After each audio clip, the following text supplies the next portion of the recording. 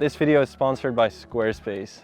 One of the first photo books I ever bought, and arguably still one of my favorites to this day, is Cape Light by Joel Meyrowitz. There's a lot that can be said about this book, but if there's one thing that I've taken away from it, it's the way that Joel looks at light in these everyday scenes of Cape Cod. It's something that has influenced my photography over the past 3 years, and because of that, Cape Light has a really special place in my heart, I think. Because of this book, I've always wanted to visit Cape Cod, not necessarily to go and recreate any of Joel's photos or anything, but just because I wanted to see it for myself and I just wanted to walk around and take some pictures. So because of this, visiting Cape Cod has been really high up on my bucket list, and with my time on the East Coast running out, which is something I'll talk about later on, we thought it was time to visit. So this past weekend, I hopped in the car with my friends Miranda and Jimmy, and we drove out to Cape Cod. It was only about 4 hours. We only had one night in Provincetown, but we really spent the entirety of it walking around, shooting as much as possible.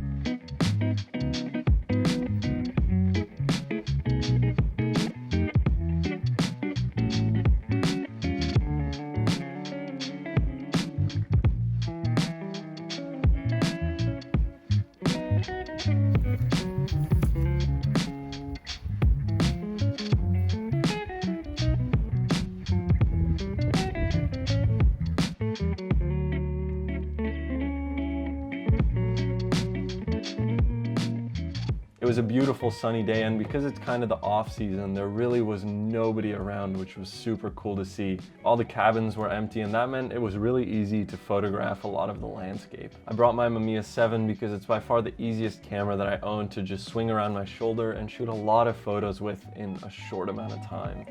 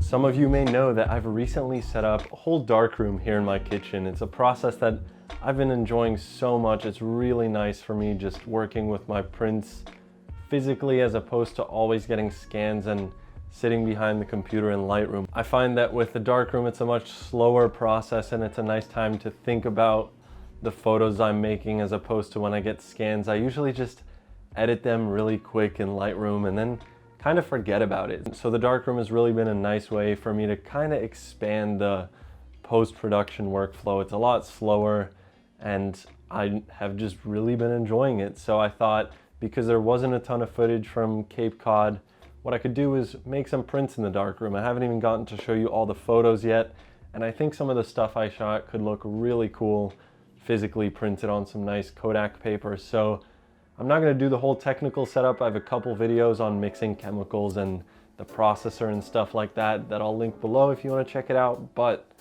I'm going to get some negatives in the enlarger, and make some prints.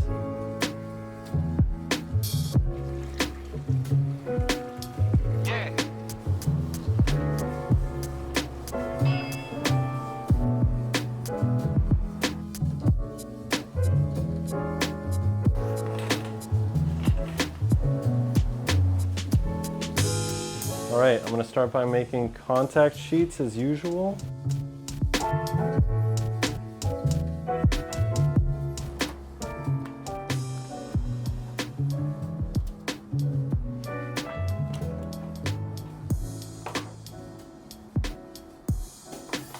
So all 8 contact sheets are printed. They went pretty smoothly. It really wasn't too hard to get all the colors looking right.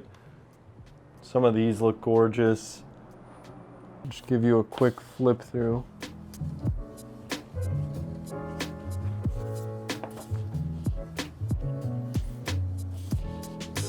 This is kind of the odd one out, but I'm really liking this picture of the Range Rover. I think the white looks beautiful and the light was so nice. So I'm definitely going to be printing that one. Once you've picked out the image that you want to make a final print of, what you can do is take out the corresponding negative and you can load it into the holder. This holder sits inside of the actual head of the enlarger where the light source is, and you can see me loading it here. Then you can turn off the light, and this is where you determine the crop of the image. Here I'm also making a test print with 5 different intervals of exposure so I can see which exposure works best. First test print. Ooh, that is looking nice. I love that. I'm gonna dry it off real quick. I hit the print with the dryer, which darkens down the colors a little bit, and then you can see the different exposure times in intervals of 3. So I think the best looking exposure here for this print is 12 seconds, and that's the one I'm gonna make a full test print of.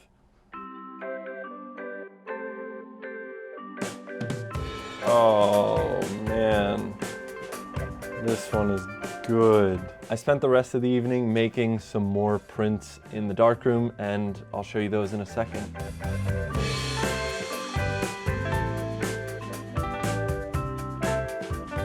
Here's the final image I made of the Range Rover. You've seen this one. I'm super happy with this. I just love the colors and the overall feel of this image. Also, I'm a big Range Rover fan. This was right next to the Range Rover, and this is a boat called Summer Place. I just love the blue and orange contrast that was going on in this image, and I think the light worked out beautifully. This print was made at peak golden hour, and the colors are pretty interesting. They're very magenta and warm, but overall I like the print. This was one of the first images I shot in Cape Cod, and it was just these branches sticking up along the coast.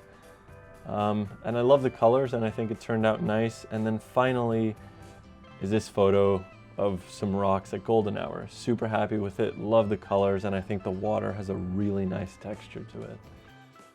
I want to thank you all so much for watching, and finally I do want to say thank you to Squarespace for sponsoring this video. Squarespace is an incredible all-in-one website building platform that you can use to build your photography portfolio online. I've been using Squarespace for over 3 years at this point, and they made it so incredibly easy to get a website with my photography up and running. If that sounds like something you're interested in, you can hit the link in my description for a 14-day free trial of Squarespace, and when you're ready to launch, go to squarespace.com/Willem for 10% off your first purchase of a website or a domain. Thank you guys so much for watching. I'll be back next week with another video. That's it for now. Peace.